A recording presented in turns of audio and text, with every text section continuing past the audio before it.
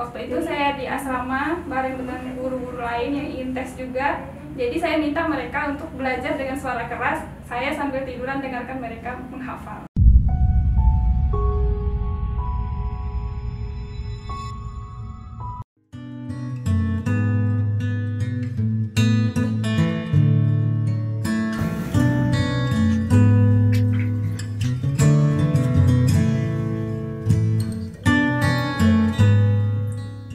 Assalamualaikum warahmatullahi wabarakatuh. Salam sejahtera bagi kita semua. Salam, Om Swastiastu, Namo Buddhaya, salam kebajikan. Alhamdulillah, senang sekali hari ini saya Rita Sugiati Rahayu bisa bertemu kembali bersama Sobat Itjen dalam acara CPNS Corner. Nah, Sobat Itjen, hari ini kita kedatangan narasumber yang luar biasa, seorang CPNS yang lulus di tahun 2019. Beliau bernama Mbak Hidayatul Hasanah. Mbak, boleh kita perkenalan diri dulu sebentar ya Mbak ya? Bisa diperkenalkan? Oke. Assalamualaikum Sobat Temenan. Perkenalkan, nama saya Hidayatul Hasanah. Biasanya dipanggil Hidayah. Saya berasal dari Sumatera Barat. Dari Sumatera Barat berarti orang Padang ya Mbak ya? Bisa diceritakan latar belakang pendidikannya dari SD sampai kuliah bagaimana Mbak? Iya, dulu saya SD-nya di MI di kampung saya di daerah Ujung Gading, Pasaman Barat. Kemudian lanjut di SLTPN 1 Lembang Melintang. Setelah itu saya langsung merantau sekolah di SMA Negeri Agam Cendekia Boarding School. Kemudian dilanjutkan lagi merantaunya ke Padang, kuliah di jurusan Bimbingan dan Konseling Universitas Negeri Padang. Saya tamat tahun 2016, kemudian langsung mengabdi lagi ke sekolah menjadi guru BK di SMA Negeri Agam Cendekia dan lanjut pendidikannya di S2 BK, sembari itu juga lanjutkan ke profesi konselor. Jadi kerja dan kuliah diselaraskan. Tahu saya memang kemarin itu baru lulus S2 ya Mbak ya? Iya. Boleh diceritakan boleh diceritakan bagaimana perasaannya nih setelah lulus S2 kemarin? Sudah belum? Alhamdulillah, karena memang sebelumnya saya sangat mencintai dunia pendidikan dan khususnya di dunia bimbingan dan konseling, akhirnya mengambil jurusan BK, profesi konselor, dan S2 bimbingan dan konseling. Alhamdulillah, meskipun sedikit terlambat, baru beberapa hari yang lalu menyelesaikan studi S2-nya. Nah, baik Sobat Itjen, Mbak Hidayah ini dulunya adalah seorang konselor. Nah, sekarang berubah nih jadi PNS. Nah, boleh dong Mbak diceritain kok bisa dari seorang konselor jadi CPNS, jadi PNS ya? Iya. Sebelumnya sebenarnya konselor itu memang suatu profesi di luar PNS, tapi bisa juga masuk ke sekolah dan menjadi guru BK dan bisa juga menjadi PNS kalian guru gitu. Cuman di tahun sebelumnya saya sudah mencoba untuk ikut tes CPNS, ambil di Kementerian Agama juga sebenarnya sebagai guru BK, tapi mungkin belum rezekinya. Dan akhirnya di tahun berikutnya, di tahun 2019 mengikuti tes CPNS lagi.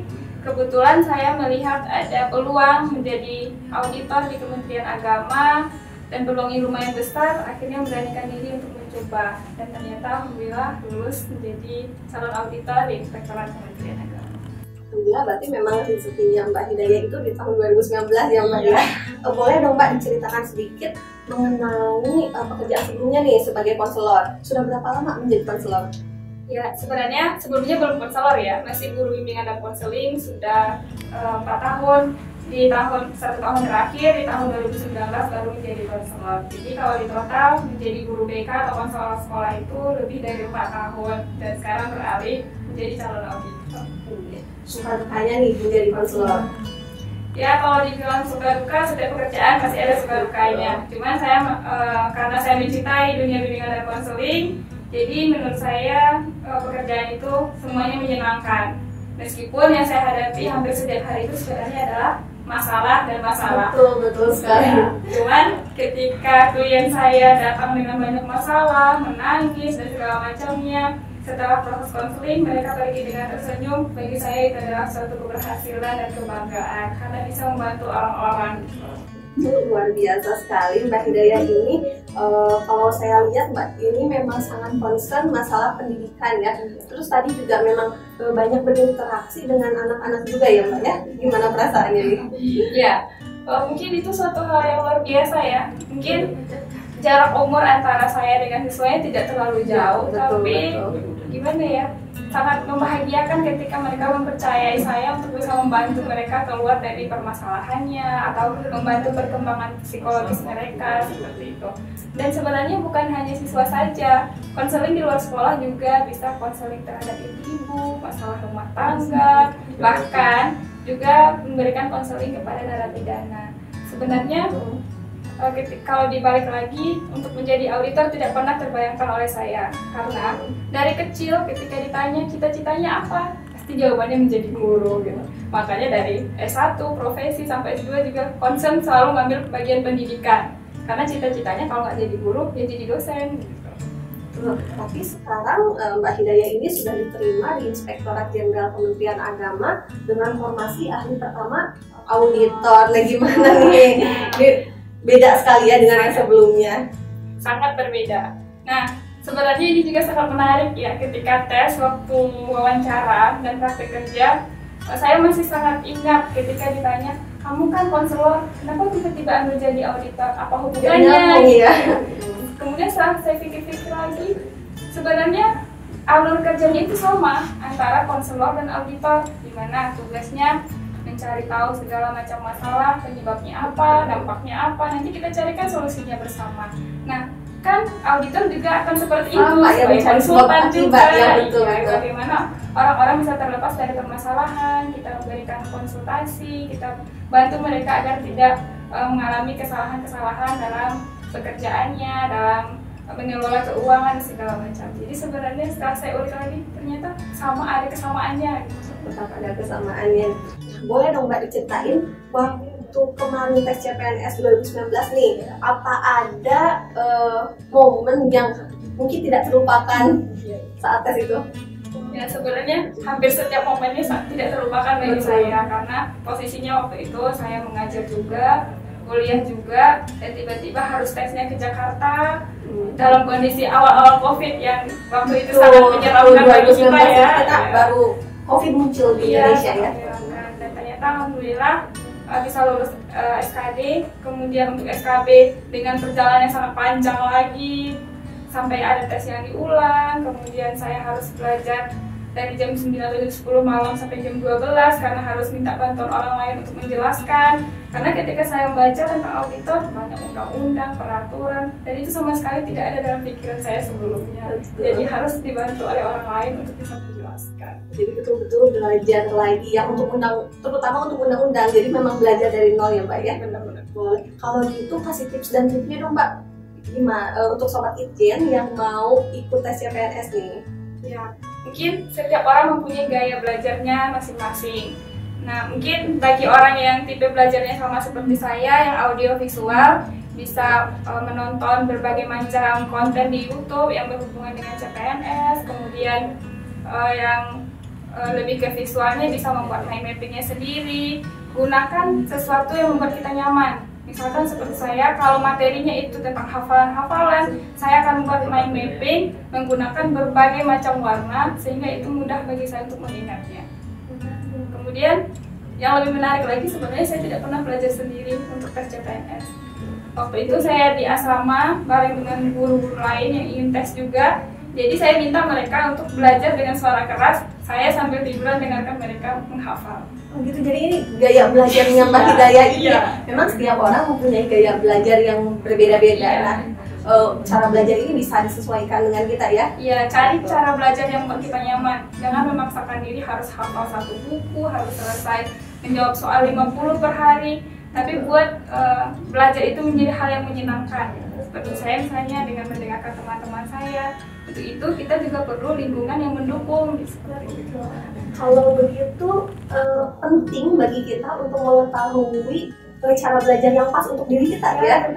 Betul, karena kalau misalnya kita cara belajarnya tidak pas, kita belajar setiap hari mungkin nggak akan masuk ya. Betul. Nah Mbak, setelah menjadi PNS, kira-kira kedepannya akan bagaimana nih? Ya, setelah menjadi PNS, Mungkin kita mempunyai kekuatan sedikit lebih besar dibanding ketika dulu menjadi honorer dan segala macamnya. Nah, tetap saya ingin concern ke bidang pendidikan juga, karena meskipun sekarang sudah di inspektorat, kemudian menjadi calon auditor, komunitas-komunitas peduli pendidikan tetap bisa dijalankan. Bahkan menurut saya, setelah masuk di inspektorat, orang-orang sudah mulai mengenal, itu justru menjadi daya tarik bagi saya untuk mengajak lebih banyak orang untuk lebih peduli lagi pada pendidikan, seperti itu. Mungkin nanti teman-teman juga kalau ada yang berminat untuk menjadi volunteer atau menjadi donatur untuk membantu teman-teman kita yang kekurangan untuk memenuhi pendidikan, nanti bisa hubungi saya. Luar biasa nih Mbak Hidayah. Untuk sekarang kan sudah jadi auditor nih ya, masih calon auditor dan akan insya Allah akan menjadi auditor. Kira-kira untuk profesi sebelumnya bagaimana nih, benar-benar akan ditinggalkan? Sepertinya tidak juga, karena konseling kan tidak harus selalu di sekolah. Bisa jadi kita buka konseling lewat, apalagi sekarang ya semuanya bisa melalui media digital seperti itu. Dan sampai saat ini pun saya masih menerima beberapa siswa saya yang dulu atau bahkan teman-teman saya untuk bisa konsultasi. Tapi mungkin itu bukan menjadi profesi yang profesional bagi saya lagi. Sudah bukan profesi utama ya? Iya. Oke. Boleh dong, kalau begitu ada motivasi lain nggak gitu ya, untuk teman-teman yang kira-kira nanti mau ikut tes CPNS? Ya, bagi teman-teman yang akan mengikuti tes CPNS di tahun-tahun berikutnya, selalu cari peluang, kemudian temukan gaya belajar yang tepat, terutama bagi teman-teman yang mungkin sudah bekerja saat ini, jadi tidak bisa fokus hanya untuk belajar saja. Jadi cari waktu yang tepat, cari gaya belajar yang tepat, dan cari lingkungan yang bisa mendukung kita untuk bisa melaju menjadi CPNS. Kemudian yang paling penting sebenarnya adalah restu orang tua. Sebesar apapun kita berusaha, tapi orang tua tidak ridho, maka kita tidak akan bisa sukses di sana. Jadi komunikasi antara kita, kemudian keluarga, orang tua itu sangat penting juga dalam mengambil sebuah keputusan. Mungkin seperti itu. Betul, ridho orang tua memang yang paling utama ya Mbak. Tanpa ridho orang tua kita bukan apa-apa. Ya. Untuk kedepannya nih, apa yang akan Mbak Hidayah lakukan untuk negeri kita nih sebagai ASN? Karena ASN itu kan seorang abdi negara ya Mbak ya. Kira-kira apa saja nih yang akan Mbak Hidayah lakukan? Ya, yang tentunya saya akan berusaha melaksanakan tugas dan fungsi saya sebagai CPNS ataupun PNS nantinya. Kemudian tidak lupa juga tugas saya sebagai makhluk sosial yang harus bisa memberikan banyak manfaat bagi orang-orang di sekitar saya. Dan saya juga tidak akan melupakan komunitas-komunitas yang sudah membentuk pribadi saya saat ini, sehingga bahkan dengan kondisi saat ini harusnya saya bisa memberikan hal yang lebih bagi mereka. Kata ASN itu sekarang beda ya. ASN sekarang ini benar-benar harus pertama melek teknologi juga ya Mbak ya. Harus melek teknologi, terus kita juga sekarang pekerjaan kita sudah berbeda ya. Kita semuanya sudah canggih. Kita bisa kerjakan kapanpun pekerjaan kita di era milenial seperti ini. Oke Mbak Hidayah, ada lagi nih kesan-kesan setelah berada di Inspektorat Jenderal Kementerian Agama. Kesannya sangat luar biasa ya. Yang di awal saya berpikir nanti saya ke Jakarta, kemudian menjadi orang baru lagi, harus bersosialisasi lagi, pasti akan sangat mengalami kesulitan. Tapi ternyata setelah masuk di Kementerian Agama, saya merasa di sini kekeluargaannya sangat kuat, kemudian saling mensupport, terutama di CPNS tahun 2019 ya, generasi corona itu sangat solid banget, sangat saling mendukung. Jadi kesannya sangat luar biasa dan bangga bisa menjadi bagian dari keluarga Inspektorat Jenderal Kementerian.